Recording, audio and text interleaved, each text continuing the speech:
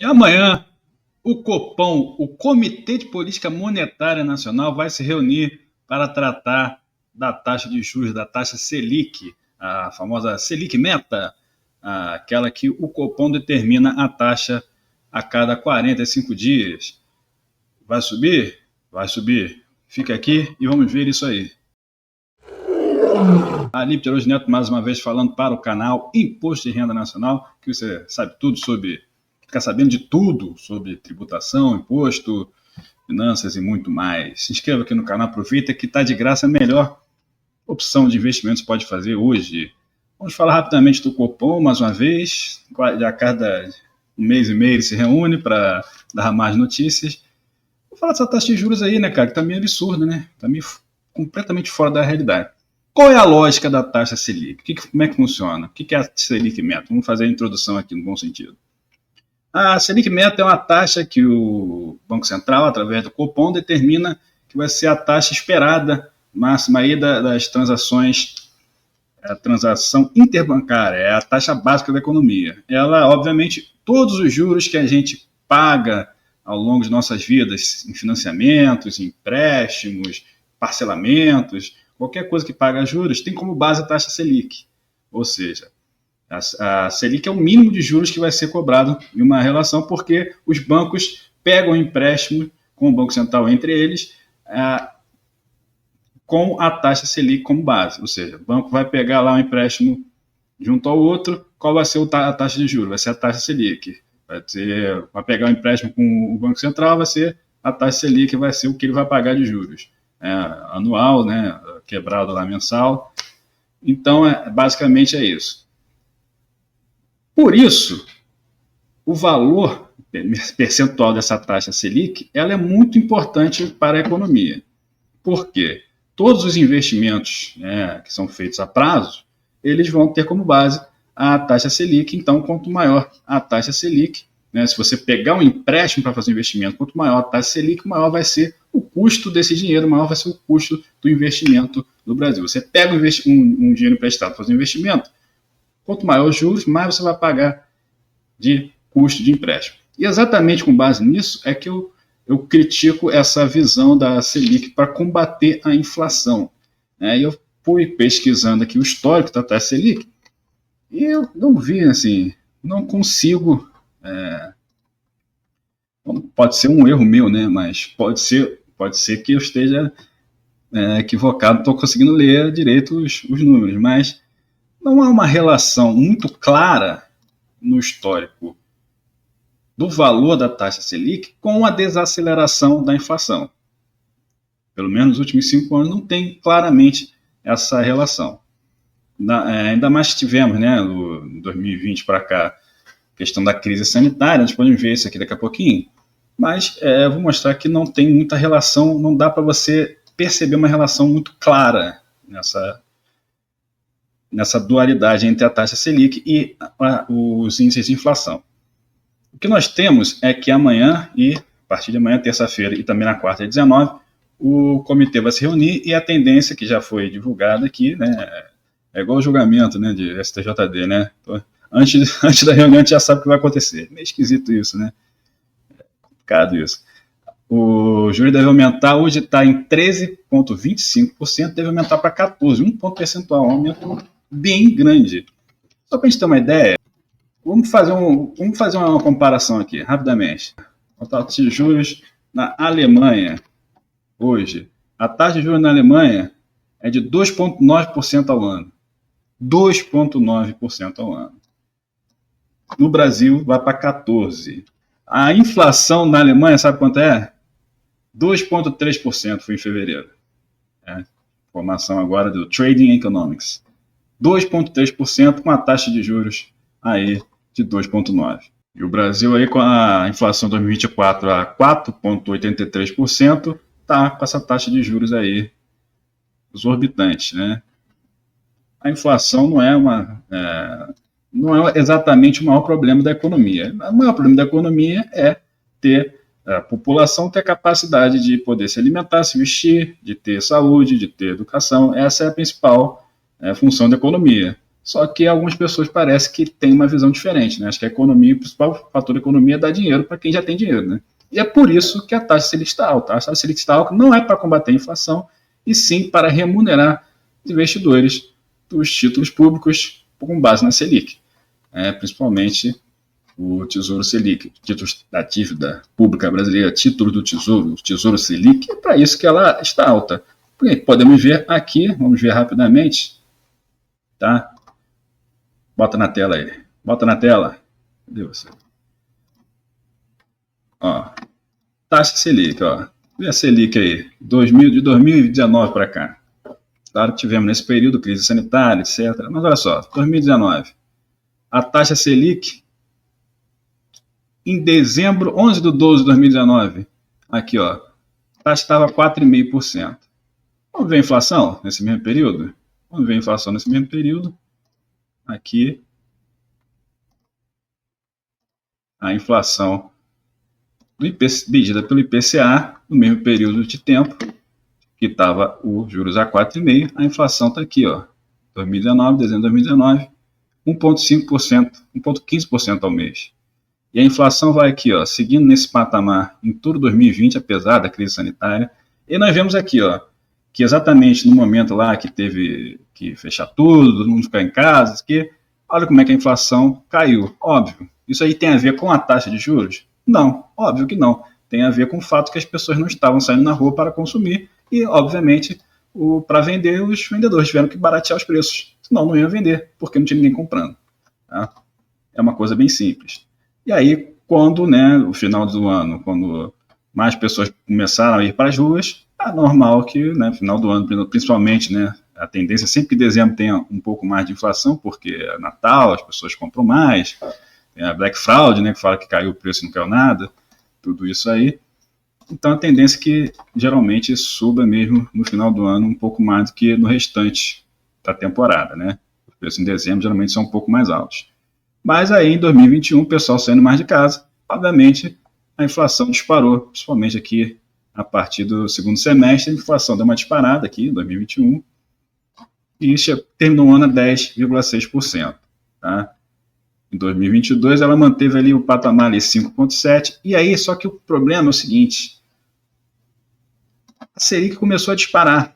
A Selic dispara em 2021, mas o que eu quero falar aqui é porque esse disparate, essa disparada da taxa Selic, ela não se deve pelo fato que havia muita inflação. É claro que tinha inflação e isso foi uma ótima argumentação para a disparada da Selic.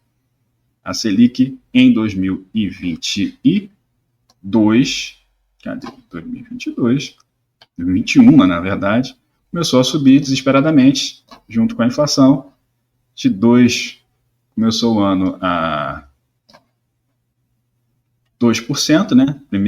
A primeira reunião do ano manteve ali 2%, em janeiro. Em março foi para 2,75%, 3,5%, 4,25%. E ao mesmo tempo que a Selic ia subindo, a inflação continuava subindo. Está aqui nos números. Ou seja, qual é, de fato, o poder que a taxa Selic tem de segurar a inflação? Não vimos pelos números. E ela continuou subindo desesperadamente, mesmo com a inflação razoavelmente estabilizada. Nos últimos anos, manteve-se ali entre 4% e 5%. Pouco a mais, um pouco a menos. E a Selic continuou disparada. Né? Teve uma leve queda ali em 2023, 2024, mas manteve-se ali num patamar bastante elevado comparado com o histórico dela, tanto comparado com o histórico, quanto comparado com outros países. Né?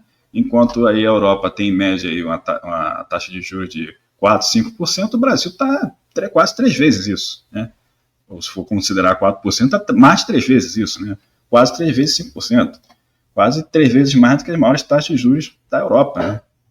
Então, para que serve isso? Para segurar a inflação? As causas da inflação no Brasil não são a taxa de juros. Pode ficar tranquilo que não é isso, porque a grande causa da inflação no Brasil são questões, né, políticas, né, instabilidade política, a moeda ser fraca e ter a quantidade de concorrentes muito abaixo da demanda do mercado na maioria dos setores. Né. Você setores como de telecomunicação. Você tem 4 empresas aí para o Brasil inteiro para vender 290 milhões, 210 milhões de pessoas, você tem 4 empresas, né, vendendo aí os serviços. Os serviços são horríveis, né? Sempre deixam na mão, sempre ninguém sabe como são feitas as cobranças, está sempre todo mundo processando, são campeões de processo. Então, essas questões é que elevam os preços no Brasil, né? Somente a questão dos oligopólios, da falta de concorrência em muitos setores, a concorrência é muito insuficiente em vários setores, isso eleva bastante o valor das coisas, né, o valor, os índices de inflação no Brasil. Outra coisa também é a própria taxa de juros, ela não funciona 100% retamente. O fato dela ser alta, como eu falei no começo, gera um custo de capital, um custo grande para quem quer investir no setor produtivo, né? Então, esse custo é repassado ao consumidor. Se você fizer qualquer curso de administração e gestão, no Sebrae, na Fundação Getúlio Vargas, todo mundo vai te ensinar a mesma coisa. O custo do dinheiro, o custo do capital, o custo do empréstimo tem que ser colocado como custo, tem que estar lá nas finanças da empresa, do empresário, como um custo, como outro qualquer. Então, se o custo do capital é alto, o custo de empréstimo é alto, o custo final do que eu vou vender vai ser baixo? Não tem como. Na lógica não existe.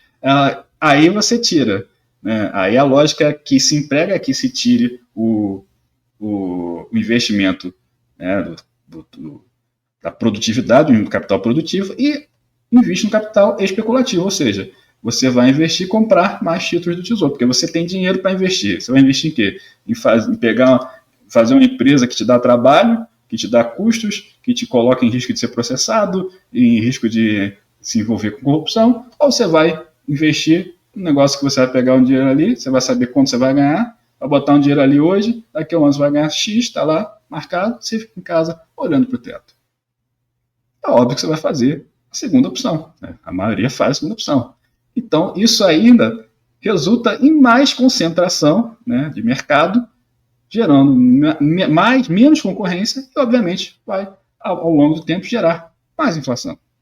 Isso é uma coisa muito simples, só que essa lógica de imediatista dos juros, que, aliás, não é imediata, porque entre o momento que você pensa em investir, que pega o empréstimo ou que pega o dinheiro para investir, e, de fato, entrar no mercado e alterar os preços, isso pode demandar tanto dias quanto anos. Demora muito. Pode ser, varia muito, né? Pode demorar muito.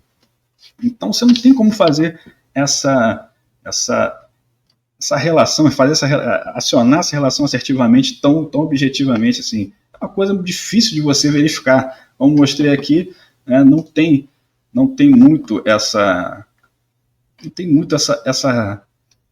lógica, não está presente nos números. Você não consegue ver isso nos números tão precisamente, tá?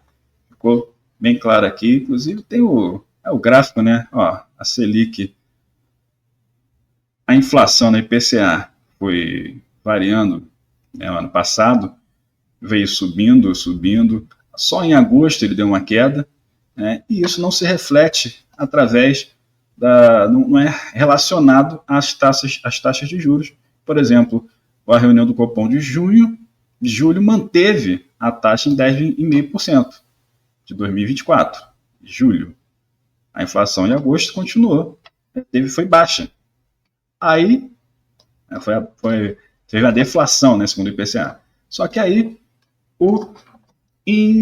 na reunião de setembro, subiu de novo a taxa Selic, mesmo com o IPCA tendo uma queda, né, de menos 0,02%. Né? E a inflação continuou, né, na mesma faixa do ano. Lembrando que ano passado teve também aquela questão das chuvas, né, no sul, e isso também impacta, as questões ambientais impactam bastante nos preços praticados no mercado. Então, né, você não pode ignorar isso. E você tentar resolver isso só com a taxa de juros é uma tremenda, né, falta de imaginação, até falta de conhecimento do dia a dia. Né? Mas eu não acho que seja falta de conhecimento, eu acho que isso...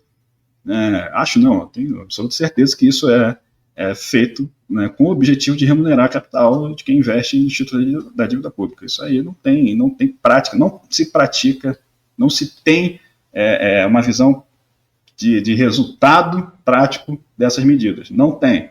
Eu aqui agora, pode ver aqui, vou deixar o link na descrição, dados de mercado, trazendo os índices de IPCA, e as taxas de juros do Banco Central. Você faz a relação e vê se você faz um comparativo aqui com os valores praticados, né, o aumento da Selic e o aumento da inflação, se eles têm alguma relação. Porque, particularmente, até hoje eu não consegui ver essa relação ser... essa relação na prática eu não consigo ver, né, não conheço quem consiga, falam, mas ninguém prova, né, que isso funciona. Praticamente, para mim, não funciona, ou não tem funcionado, pelo menos no Brasil. As taxas de juros são usadas apenas para remunerar capital de investidores, tá bom? E a gente aqui, para não cair, né, nas malandragens dessas sereias de internet que cantam, assim que funciona, investimentos e tal. Depois eu vou falar de investimento aqui, falar sobre mercado. No próximo vídeo eu vou falar sobre mercado. Por que eu não acho que o mercado financeiro seja uma boa opção de investimento, principalmente para a renda passiva? Vamos se inscrever aqui no canal Imposto de Renda Nacional. Ó, declaração já começou, hein? Já mandou a sua? Fique por dentro. Valeu!